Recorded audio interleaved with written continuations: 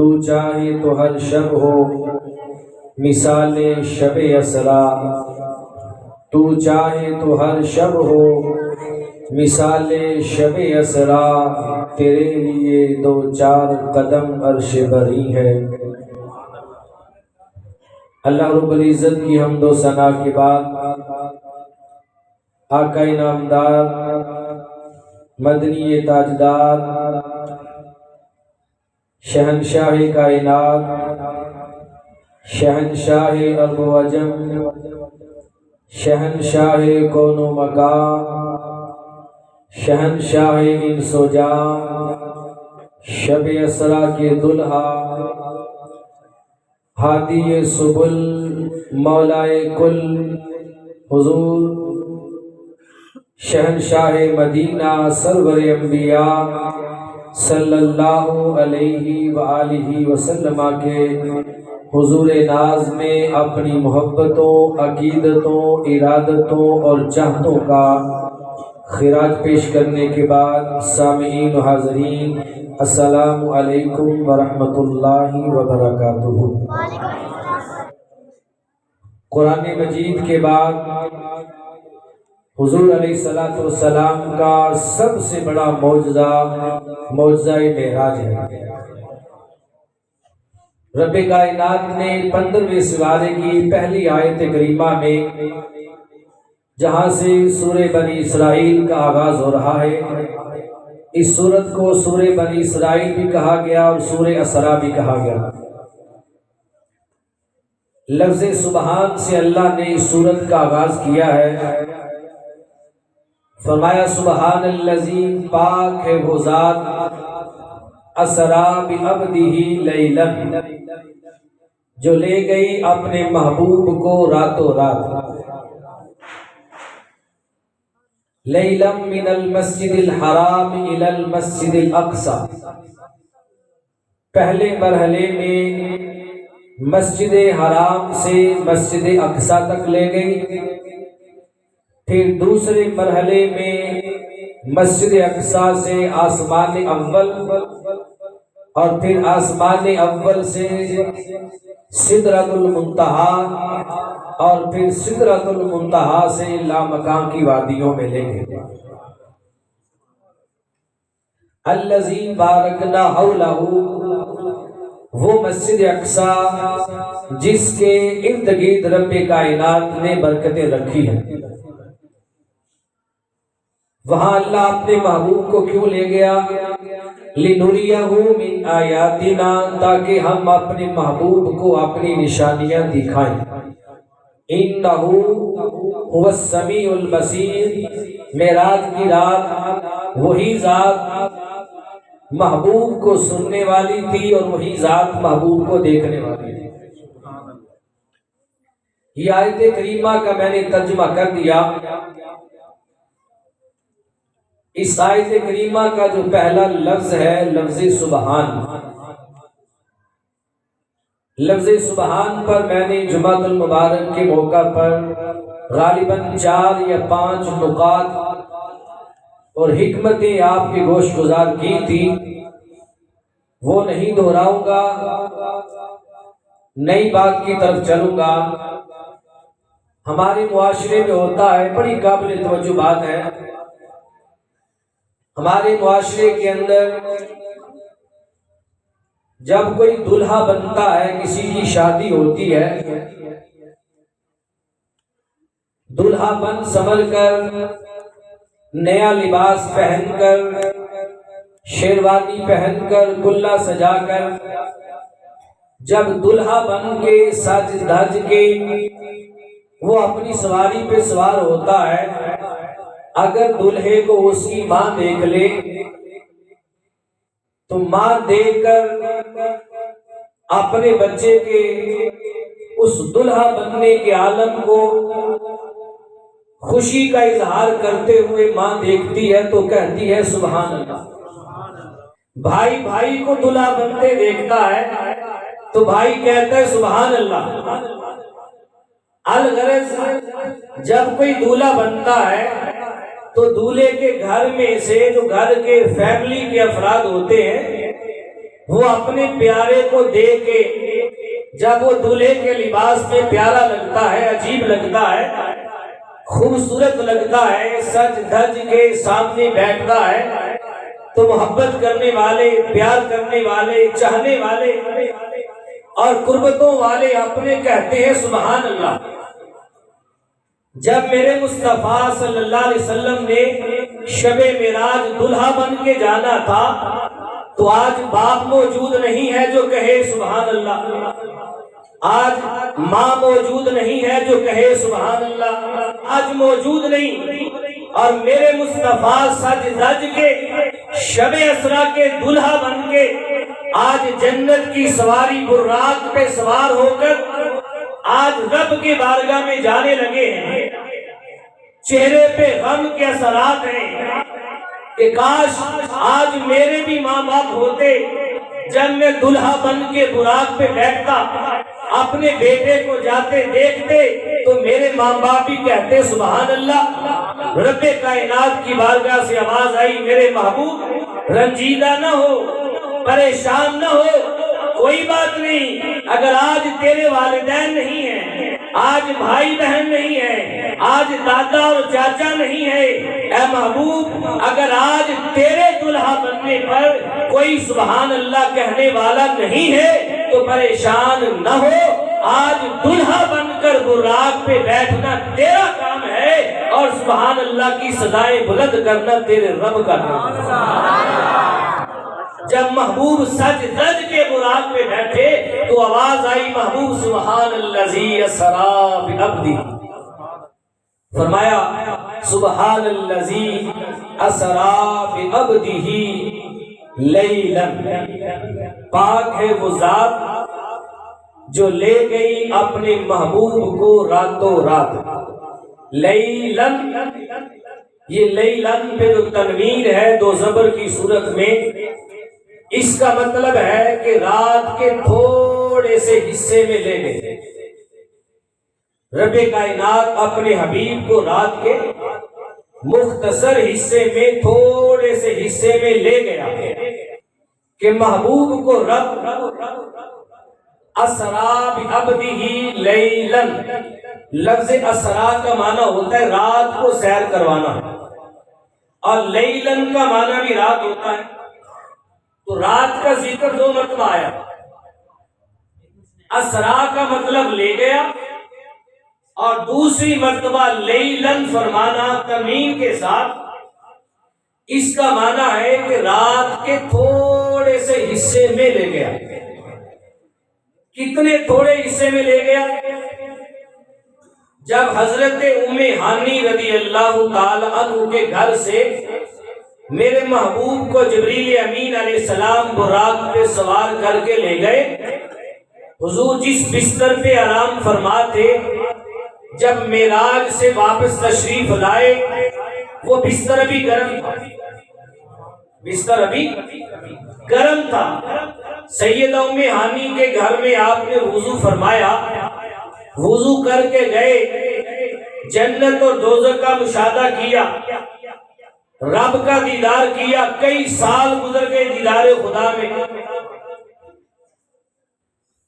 فرشتوں سے ملاقات ہوئی، ہر آسمان پر نبیوں سے ملاقاتیں ہوئی، بیت المقدس میں انبیاء کی امامت کی، جبریل کو شرف ملا، براق کو شرف ملا، آسمانوں کو شرف ملا، وہاں تو کئی سال گزر گئے، لیکن جب حضور پلٹ کر واپس آئے تو فرماتے جس پانی سے میں نے وضو کیا تبھی وہ پانی چل رہا، اتنے تھوڑے عرصے میں رب لے گیا۔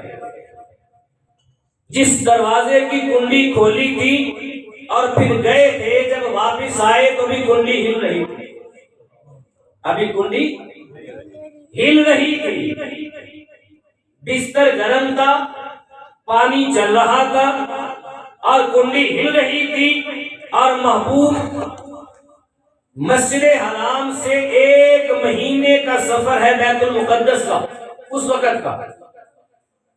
بیت المقدس میں گئے، انبیاء سے ملاقات ہوئی، امامت کی، پھر پہلے آسمان پر، پھر دوسرے پر، پھر تیسرے پر، پھر چوتھے پر، ہر آسمان سے دوسرے آسمان کا فاصلہ 500 سال کی مسافت کا،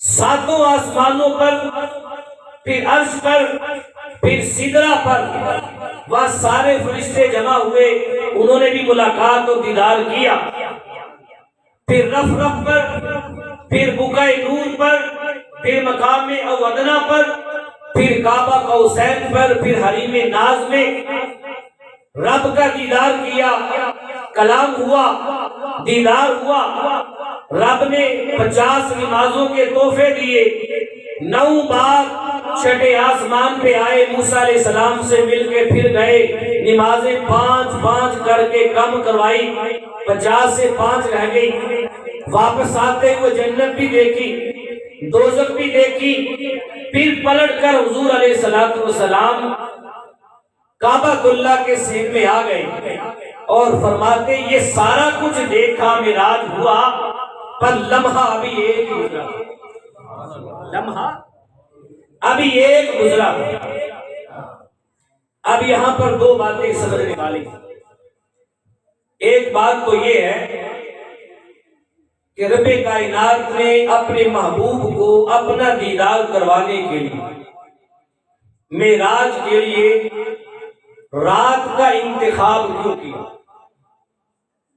رات میں معراج کیوں کروایا، اور دوسری بات ہے کہ رات میں کروایا تو فرمایا لیلن، رات کے تھوڑے سے حصے میں، رات کے تھوڑے سے حصے میں، تو کیا اتنی بڑی سیر، اتنا بڑا واقعہ، اتنا کچھ دیکھنا اور مشاہدہ کرنا یہ رات کے تھوڑے سے حصے میں ممکن ہے کہ نہیں؟ یہ 2 باتیں ہم نے سمجھنی ہیں۔ پہلی بات کہ رات کو محبوب کے دیدار کے لیے اور معراج کے لیے منتخب کیوں فرمایا گیا؟ 70,000 پردے رب کائنات نے حسن و جمال مصطفیٰ پہ ڈال رکھے۔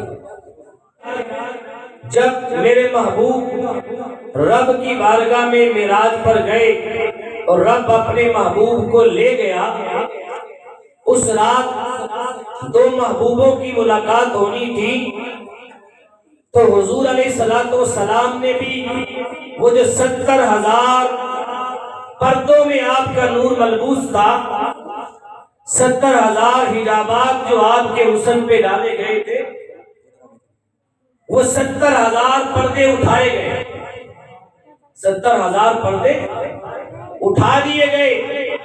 ادھر رب نے بھی اپنا جلوہ اپنے محبوب کو کروانا تھا، رب کائنات نے اپنے بھی حجابات اٹھا دیے،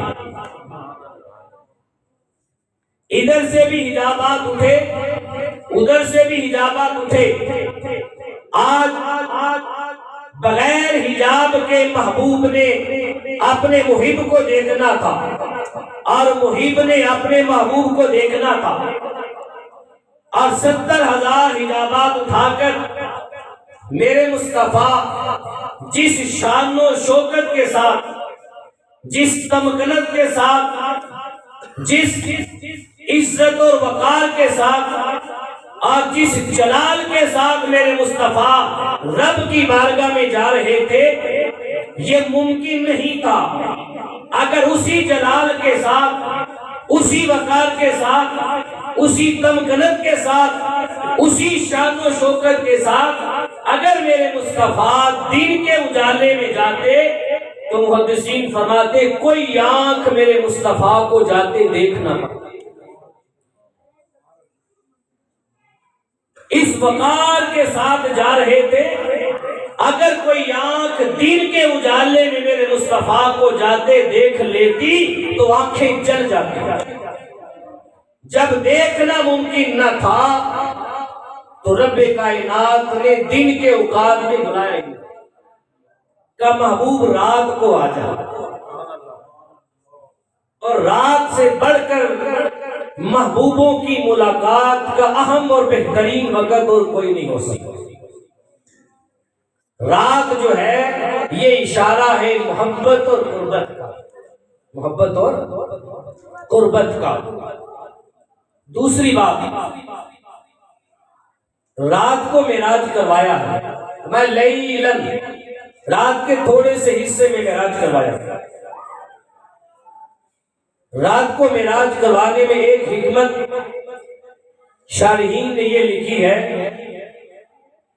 کہ رات کو معراج کروا کے رب کائنات نے ابو بکر اور ابو جہل کے اندر فرق واضح کرنا، صدیق اور زندیق میں فرق واضح کرنا تھا کہ میرا محبوب رات کو جائے گا اور میری بارگاہ میں آئے گا، میرا دیدار بے حجاب کرے گا، میرے جلوے اپنے دامن میں بسائے گا، اور میرا محبوب جب پلٹ کے آئے گا لوگ سوئے ہوں گے، جب گئے تھے تب بھی سوئے، جب آئے تب بھی سوئے ہوں گے، جب ان سوئے ہوں کو صبح میرا محبوب بتائے گا، جو بن دیکھے میرے محبوب کے معراج کی تصدیق کر دے گا وہ ابو بکر بن جائے گا، اور جو بن دیکھے مصطفیٰ کے معراج کا انکار کر دے گا وہ ابو جہل بن جائے گا۔ ابو بکر اور ابو جہل میں فرق کرنے کے لیے جو بن دیکھے مان جائے گا وہ صدیق ہے، اور جو مصطفیٰ کے معراج کا انکار کر دے گا وہ زندیق ہے۔ رات دن سے افضل ہے، مقام محمود بھی رات میں ملا ہے، حضور کی ولادت بھی رات میں ہوئی ہے، قرآن کا نزول بھی رات میں ہوا ہے، اعمال پورے سال کے جو شب برات لکھے جاتے ہیں وہ بھی رات میں ہوتے ہیں۔ اس لحاظ سے رات دن سے افضل ہے، اسی لیے محبوب کو رات کو بلایا، رات کو لے جایا گیا۔ تو اپنے محبوب کو لے گیا ہے، تیرے محبوب گئے ہیں معراج پر، محبوب مکہ سے چلے ہیں، بیت المقدس پہ پہنچے، بیت المقدس سے چلے پہلے آسمان پر، وہاں سے دوسرے پر چلتے رہے، عرش پر، سدرہ پر، کعبہ قوسین پر، تو چلے محبوب ہیں، گئے محبوب ہیں، لے محبوب کو گیا ہے، اور ذکر تو نے اپنے نام سے شروع کیا ہے۔ ہونا یہ چاہیے تھا کہ محبوب کے جانے کا ذکر ہوتا، تو نے محبوب کے جانے کے ذکر کو چھوڑ کر اپنے لے جانے کا ذکر کر دیا، کہا میں لے گیا، یہ نہیں کہا میرا محبوب گیا، کہا لوگوں سن لو، وہ ذات جو سبحان ہے، ہر عیب سے ہر نقص سے پاک ہے، وہ ذات لے گئی، یہ نہیں کہا میرا محبوب گیا۔ تو باری تعالیٰ عقل یہ کہتی ہے ہونا یہ چاہیے تھا کہ محبوب کے جانے کا بھی ذکر ہوتا، لیکن محبوب کے جانے کا ذکر نہیں، اپنے لے جانے کا ذکر کیا۔ کیوں؟ مفسرین نے یہ بات لکھی کہ رب جانتا تھا اگر محبوب کے جانے کا ذکر کروں گا تو بحث محبوب پہ آئے گی، لوگ ایک دوسرے سے مناظرے کریں گے کہ آسمانوں سے کیسے گزرے ہوں گے، کیسے گئے ہوں گے، وہ انسان نہیں جا سکتا۔ لوگ مناظرے کریں گے حضور کی ذات پر، لوگ مباحثے کریں گے، ایک دوسرے کو چیلنج کریں گے، ایک دوسرے سے باتیں کریں گے، جھگڑے ہوں گے۔ کہ اگر محبوب کے جانے کا ذکر کیا تو بحث، مباحثہ اور جھگڑا اور مناظرہ اور چیلنج ہوگا محبوب کی ذات پر۔ اب محبوب کی ذات کا ذکر نہیں کر رہا، میں ذکر کر رہا ہوں اپنی ذات کا کہ لوگوں میں لے گیا۔ اب جس میں دم ہے وہ مناظرہ خدا سے کرے، اب کسی میں دم ہے تو بحث مباحثہ خدا سے کرے، کیونکہ محبوب نے تو جانے کی بات نہیں کی، جانے کی بات تو رب کر رہا ہے، میں لے گیا۔ وہ کہتا ہے میں اپنی طاقت سے لے گیا، اب رب سے زیادہ کوئی طاقت والا ہے تو آئے۔ وہ کہتا ہے میں اپنی قدرت سے لے گیا، تو رب سے زیادہ قدرت والا ہے تو رب سے مناظرہ کرے۔ تو جب رب لے گیا ہے تو رب سے کوئی بندہ نہ مناظرہ کر سکتا ہے، نہ مباحثہ کر سکتا ہے، نہ جھگڑا کر سکتا ہے۔ پھٹا ہوگا، کیسے گئے ہوں گے، کیسے آئے ہوں گے. بات پھر وہیں پر آ گئی کہ یہ سارے سوال، یہ ساری بحث تب ہے جب حضور دعویٰ کرے میں گیا. جب حضور دعویٰ کرے کہ میں خود گیا. جب حضور کا دعویٰ ہی نہیں کہ میں گیا، دعویٰ تو خدا کا ہے میں لے گیا. میں لے گیا، ہر چیز اس کی قدرت کے تحت ہے. ان اللہ علی کل شیء قدیر، وہ ہر چیز پہ قادر ہے. کیا جبریل ہر نبی کے پاس آسمانوں سے گزر کے وحی لے کر نہیں آتے تھے؟ کیسے آتے تھے؟ کیا 70,000 فرشتے آج بھی صبح ٹائم اور 70,000 شام کو دربار مصطفیٰ میں آتے نہیں؟ آسمانوں سے گزر کے کیسے آتے ہوں گے؟ ان پہ کبھی کسی نے اعتراض نہیں کیا. اور حضور کو رب لے گیا تو آپ اعتراض کر رہے ہیں. سارے اعتراض ہم ہیں. یہ بنتے تب ہیں جب حضور دعویٰ کرے کہ میں گیا. حضور نے دعویٰ نہیں کیا، دعویٰ رب کا ہے. اگر کسی کے پاس رب کے دعوے کو رد کرنے کی دلیل ہے تو ہمت کرے، اور ایسی ہمت رب نے کسی کو دی نہیں، نہ کوئی کر سکتا. ہاں یہ بات سمجھ میں نہیں آتی کہ ایک لمحے میں اتنا وقت کیسے تھم سکتا، وقت کیسے سمٹ سکتا. تو سنیں، اللہ نے اپنے محبوب کو اس کائنات کی جان بنایا ہے. حضور جانے دو عالم ہے، حضور جانے کائنات ہے، حضور روح کائنات ہے. آقا ہماری روحوں میں بستے ہیں. النبی اولا بالمؤمنین من انفسہم، قرآن کہتا ہے نبی تو مومنوں کی جانوں سے بھی زیادہ قریب ہے. تو حضور اس کائنات کی جان ہے. شب معراج جب میرے مصطفیٰ نے اس جہان سے، اس کائنات سے اپنا قدم اٹھایا، مصطفیٰ کے قدم اٹھانے کی دیر تھی کہ کائنات کی جان چلی.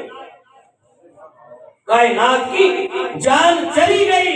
ادھر میرے مصطفیٰ سینکڑوں سال رب کے دیدار میں رہے، اور جب رب کا دیدار کر کے پلٹے اور پلٹ کر واپس آ کر اس کائنات میں میرے مصطفیٰ نے اپنا قدم رکھا تو کائنات کی جان میں پھر سے جانا. جب گئے تھے تو جان نکل گئی، نظام رک گیا. جب صدیوں بعد واپس پلٹ کر آئے، قدم رکھا تو نظام وہیں سے چل پڑا جہاں سے رکا. حضور جانے کائنات ہے. حضور کیا ہے؟ جانے کائنات ہے، جانے دو عالم ہے، روح کائنات ہے. آپ گئے تو جان گئی. ایک سائنسی نقطہ بھی سمجھے، جو تحقیق سائنس نے 14 صدیوں کے بعد کی ہے، وہ کمال میرے مصطفیٰ 14 صدیاں پہلے دکھا دے. سائنس آج پہنچ رہی ہے 14-15 صدیوں کے بعد، اور میرے مصطفیٰ کے نالین وہاں پر 14-15 صدیاں پہلے پہنچے. بڑے مشہور سائنسدان، اسکول میں پڑھنے والے، کالج اور یونیورسٹی میں پڑھنے والے اسٹوڈنٹ یہ جانتے ہیں. آئنسٹائن اس نے لکھا ہے کہ ایک لائٹ، سنگل لائٹ، ایک روشنی جو ہے وہ 1 سیکنڈ کے اندر 1,86,000 میل سفر طے کرتی ہے. ایک روشنی، سنگل سپیڈ آف لائٹ، ایک روشنی، ایک لائٹ 1 سیکنڈ میں، فی سیکنڈ 1,86,000 مائل، 1,86,000 کلومیٹر نہیں، 1,86,000 میل سفر طے کرتی ہے ایک روشنی، ایک لائٹ. اگر انسان خلا میں سفر کر کے روشنی کی سپیڈ کو 90% حاصل کر لے اور پا لے، 90%، اگر کوئی بندہ ایک روشنی کی سپیڈ کو پا لے تو اس بندے کے لیے سفر کرتے ہوئے خلا میں اس دنیا کے مقابلے میں جو سفر ہے وہ نصف اور آدھا رہ جائے گا. ایک بندہ اگر ایک روشنی کی مقدار کے مطابق 90% ایک روشنی کی مقدار کے مطابق سفر کرے، اگر اس نے 10 سال سفر کیا ہے، کتنا 10 سال، تو اس دنیا پہ نصف سفر ہو جائے گا، 5 سال رہ جائے گا۔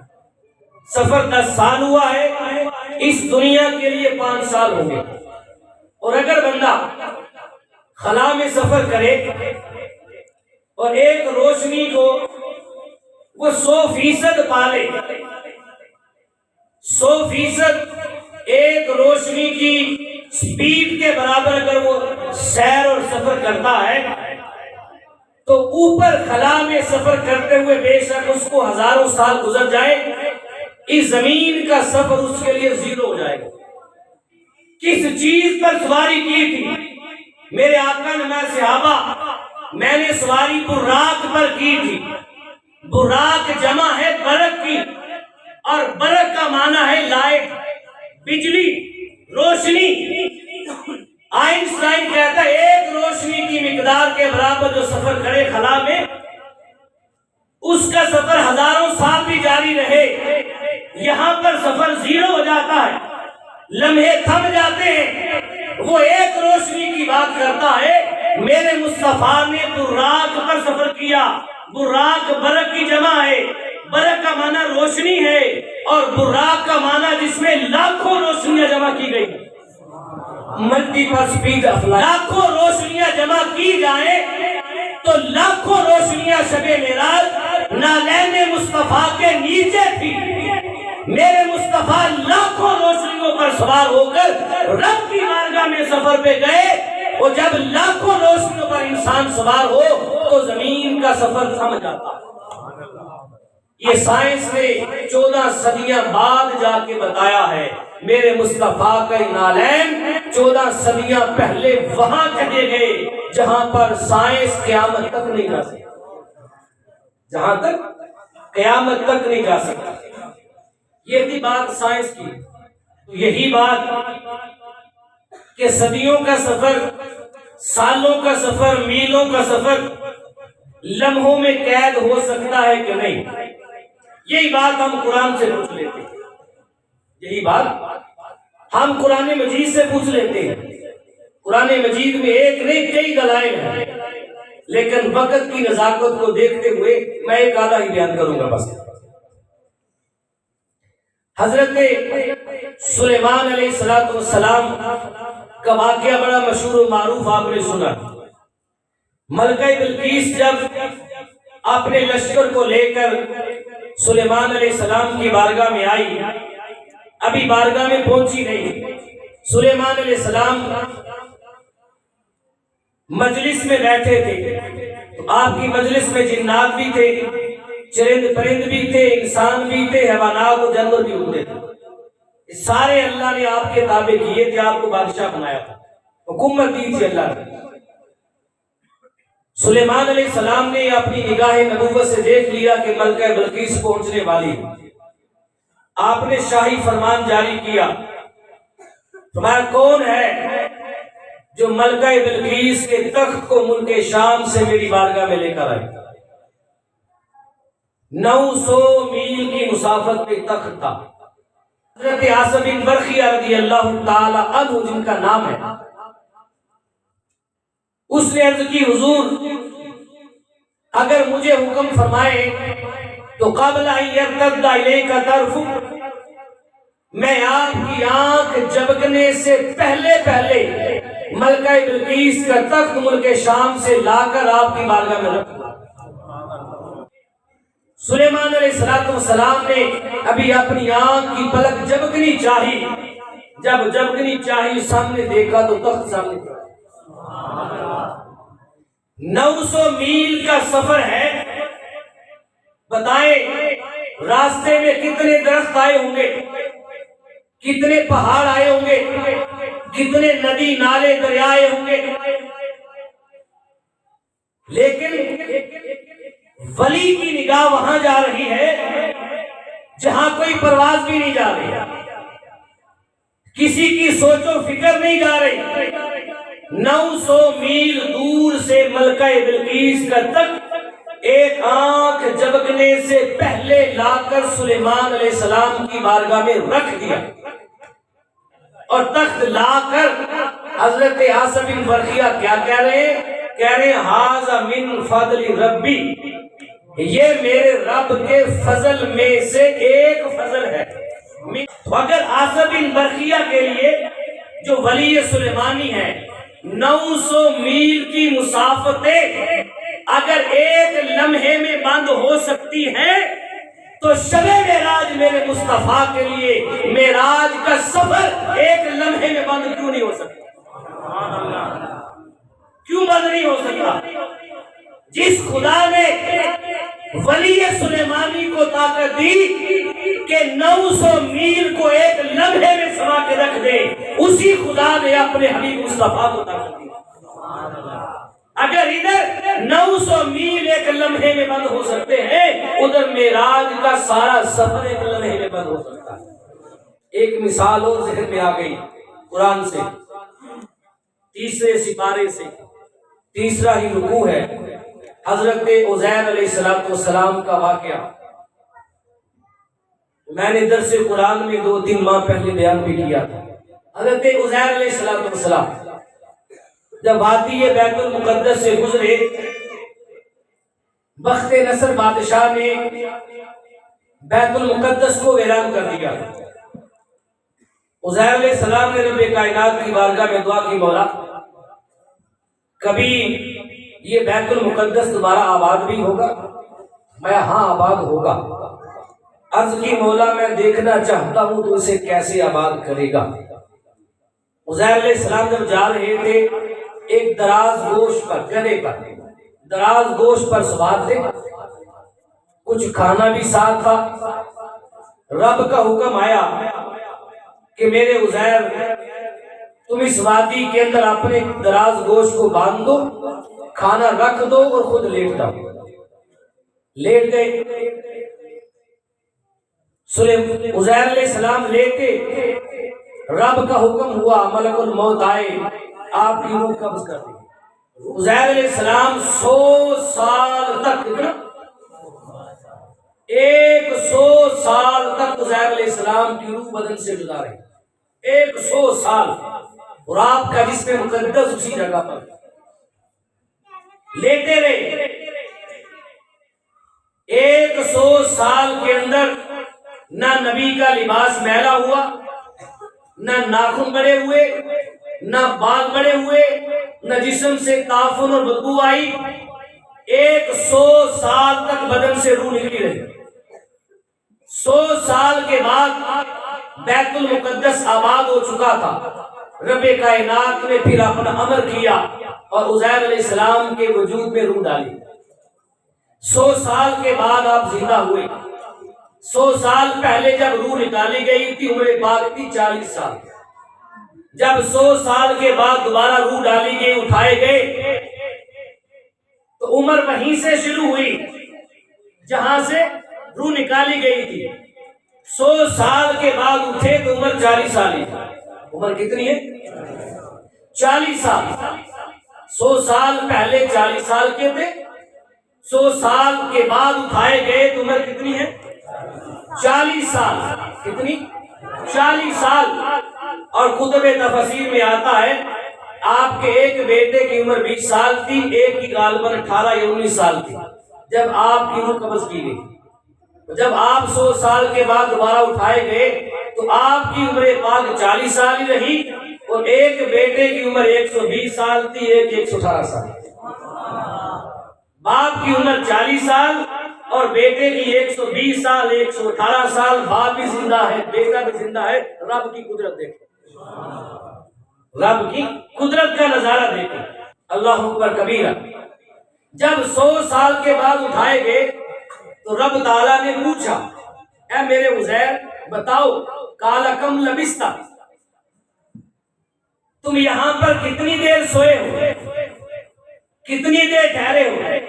تو عزیر علیہ السلام نے عرض کی، مولا کریم میں 1 دن ٹھہرا ہوں یا 1 دن کا کچھ حصہ ٹھہرا ہوں، 1 دن یا 1 دن کا کچھ حصہ ٹھہرا ہوں، اور ٹھہرے کتنے تھے؟ 100 سال۔ کتنا ٹھہرے؟ 100 سال ٹھہرے، اور عزیر علیہ السلام کہہ رہے ایک دن یا ایک دن کا حصہ، کیونکہ جب اٹھے لباس میلا نہیں تھا، داڑھی میلی نہیں ہوئی، جیسے تھی ویسے ہے۔ ہم اگر 24 گھنٹے سو لیں تو ہماری کمر کی درد نہیں جاتی، تھک جاتے ہیں۔ کوئی جسم میں تھکن یا تھکاوٹ نہ تھی۔ 100 سال کے بعد اٹھے، نبی کا معجزہ ہے، جیسے تھے ویسے ویسے۔ تو رب کائنات نے 100 سال کو لمحے میں ایسے قید کر دی۔ اگر ادھر 100 سال لمحوں میں قید ہو سکتے ہیں تو میرے محبوب کے لیے معراج کا سفر لمحوں میں کیوں قید نہیں کر سکتے؟ انبیاء کی امامت فرمائی تو یہ سارے انبیاء کی معراج ہو گئی، سارے انبیاء کی معراج۔ نبیوں نے کہا مولا جس نبی کی آنے کی خبر ہر نبی دیتا تھا، ہم بھی چاہتے ہیں اس نبی کی ملاقات کریں، تو رب کائنات نے سارے نبیوں کو شب معراج مسجد اقصی میں بلا لیا، مسجد اقصی میں بلا لیا۔ سارے نبی مسجد اقصی میں آ گئے، حضور مصلی امامت پہ آگے بڑھے، نبیوں نے پیچھے نماز پڑھی اور مقتدی بننے کا شرف حاصل کیا۔ میرے آقا کو امام الانبیاء بنا دیا گیا، آپ امام الانبیاء ہوئے، اور انبیاء کی امامت فرما کر انبیاء کی معراج ہو گئی۔ انبیاء کی جب براق پہ بیٹھے تو براق کی معراج ہو گئی، جبریل ساتھ آئے تو جبریل کی معراج ہو گئی، انبیاء کی امامت کی تو انبیاء کی معراج ہو گئی۔ اب براق مسجد اقصی بیت المقدس تک تھا، براق کا سفر ختم۔ آگے حدیث مبارکہ میں آتا ہے، حضور فرماتے ہیں میرے لیے پھر جنت سے نور کی سیڑھی لائی گئی، کہا وہ سیڑھی کا حسن سارے جہان سے اچھا تھا۔ نور کی سیڑھی لائی گئی اور میرے مصطفیٰ نور کی سیڑھی پر چڑھ کے پھر پہلے آسمان پر گئے۔ کہاں گئے؟ پہلے آسمان پر۔ عربی میں سیڑھی کو کہتے ہیں عروج، عروج سے معراج ہے، سیڑھی کا معنی معراج ہے، سیڑھیاں طے کی، منزلیں طے کی۔ نور کی سیڑھی پر آپ پہلے آسمان پر گئے، سیڑھی کی معراج ہو گئی، اب سیڑھی کا سفر ختم۔ اب آسمانی کائنات میں لاکھوں فرشتے ہیں، وہ بھی دیدار مصطفیٰ میں مچلتے تھے کہ مولا ایک بار باری آتی ہے زمین پر جانے کی، دوبارہ باری نہیں آتی، ہمیں بھی محبوب کے ادب کے لیے وقت چاہیے، ہمیں بھی خدمت کا موقع دے۔ تو رب کائنات نے پھر پہلے آسمان سے 7ویں آسمان پر ہزاروں فرشتے اپنے پر بچھائے محبوب کے سامنے کھڑے تھے، انتظار میں تھے۔ میرے مصطفیٰ نے سینکڑوں فرشتوں کے پروں کے اوپر پھر پہلے آسمان سے 7ویں آسمان تک سفر کیا، فرشتوں کے پروں پہ سفر کیا، تو فرشتوں کی معراج ہو گئی، فرشتوں کی معراج ہو گئی۔ اب 7ویں آسمان پر گئے تو جبریل دست بستہ کھڑے ہو گئے، کہا یا رسول اللہ مکہ اور مدینہ کی گلیوں میں تو آتے ہیں پیغام وحی لے کر، وہاں تو یہ ممکن نہ تھا، اب تو میں اپنے وطن میں آیا ہوں، یا رسول اللہ مجھے بھی خدمت کا موقع دے۔ اللہ سے دعا کی، اللہ نے قبول فرمائی۔ اب 7ویں آسمان سے عرش اور سدرۃ المنتہا تک میرے محبوب نے جبریل امین علیہ السلام کے پروں پہ سفر کیا، جبریل امین علیہ السلام کے پروں پر میرے مصطفیٰ نے سفر کیا 7ویں آسمان سے سدرہ تک۔ جب سدرہ پہ پہنچے جبریل کی معراج ہو گئی، جبریل کی معراج ہو گئی۔ جب وادی مکہ سے چلے تھے، لبادہ بشریت پہن کر گئے تھے، مسجد اقصی میں جا کر براق اور انبیاء کی معراج ہوئی تو لبادہ بشریت کو اتار دیا، آسمانوں کا سفر تھا، اب لبادہ نورانیت پہننا ہے، فرشتوں کے پروں پہ سفر کیا ہے۔ جب سدرۃ المنتہا پہ پہنچے اب جبریل نے ہاتھ باندھ دیے، یا رسول اللہ آگے جانے کی طاقت مجھ میں بھی نہیں ہے، اب میں آگے جاؤں گا تو میرے پر جل جائیں گے۔ کہا محبوب اب یہاں پر لبادہ نورانیت بھی اتار دے، آگے تیرا اپنا وطن ہے۔ آگے محبوب اپنی طاقت سے گئے، آگے حقیقت مصطفیٰ کی معراج تھی۔ رب کائنات نے ایک نور کا تخت بھیجا جسے رف رف کہتے ہیں، حدیث پاک میں ایک رف رف آیا، نور کا تخت۔ میرے آقا اس نور کے تخت پہ جلوہ گر ہوئے، رف رف پر وہ رف رف آپ کو لے کے جاتا رہا۔ ایک مقام آیا کہ رف رف کی بھی انتہا ہو گئی، رف رف بھی رک گیا، اب لا مکان آ گیا۔ لا مکان کا مطلب جہاں کوئی مکان کوئی جگہ نہیں، کچھ نہیں ہے۔ آگے رب کائنات کی بارگاہ سے بقعہ نور آیا، ایک نور کا حالہ آیا، محبوب کو اس نور کے حالے نے اپنے ظلمت میں لے لیا۔ اس نے سفر کیا، ایک مقام پہ جا کے نور کا بقعہ اور حالہ بھی رک گیا۔ اب محبوب مقام دنا پہ پہنچ گئے۔ جب مقام دنا پر پہنچے رب کائنات کی بارگاہ سے آواز آئی، محبوب اب زمین سے لے کر مقام دنا تک، یہاں تک تو میری بارگاہ میں چل کر آیا ہے، کف یا محمد ان ربک یصلی، اب یہاں پر رک جا، آگے رب تیرا استقبال خود کرے گا۔ کف یا محمد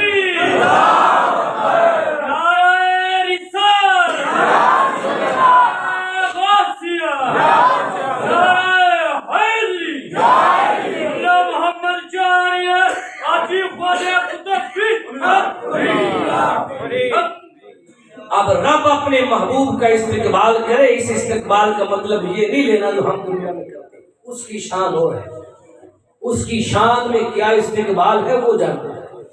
حدیث کے الفاظ ہیں، کف یا محمد ان ربک یصلی، اے محبوب ٹھہر جا، اب آگے تیرا رب آتا ہے۔ پھر محبوب اور محب کے جلوے ملے، ملاقات ہوئی، راز و نیاز کی باتیں ہوئی۔ قرآن کہتا انہ هو السمیع البصیر، سمیع کا معنی سننے والا، بصیر کا معنی دیکھنے والا۔ انہ میں ہو ضمیر کا مرجع ذات مصطفیٰ بھی ہے اور ذات خدا بھی ہے۔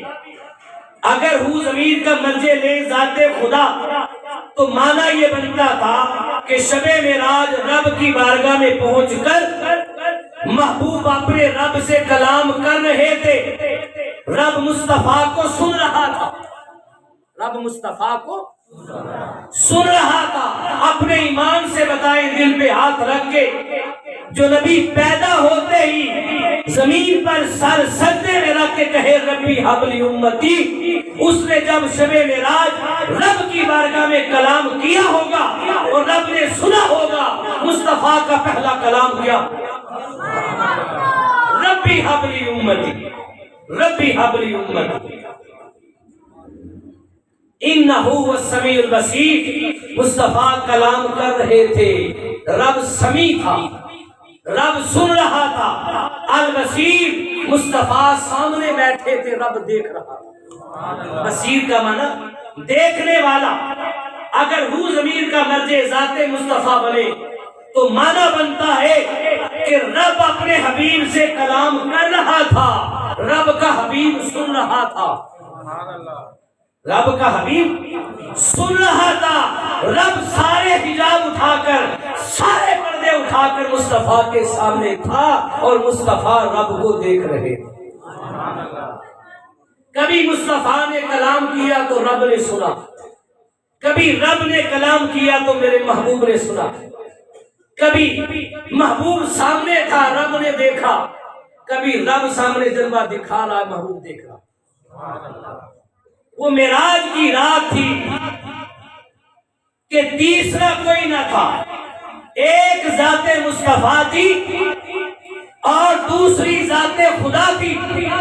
ادھر سے بھی سارے حجابات اٹھ گئے، ادھر سے بھی سارے حجابات اٹھ گئے، اور بغیر حجاب کے ایک ذات خدا تھی اور ایک ذات مصطفیٰ تھی۔ طرح طرح خدا مصطفیٰ کو دیکھ رہا تھا، مصطفیٰ خدا کو دیکھ رہا تھا، جسے میرے آقا نے کہا رأیت ربی عز و جل فی احسن سورہ لیلۃ المعراج، میں نے شب معراج اپنے رب کو بہترین صورت میں سر کی آنکھوں سے دیکھا۔ اس آیت معراج کو اللہ نے بیان کرتے ہوئے، حضور کو لے جانے کا ذکر کرتے ہوئے، رب کائنات نے حضور کے معراج کا آغاز بھی اپنے نام سے کیا اور اس آیت کا اختتام بھی اپنے ہی نام سے کیا۔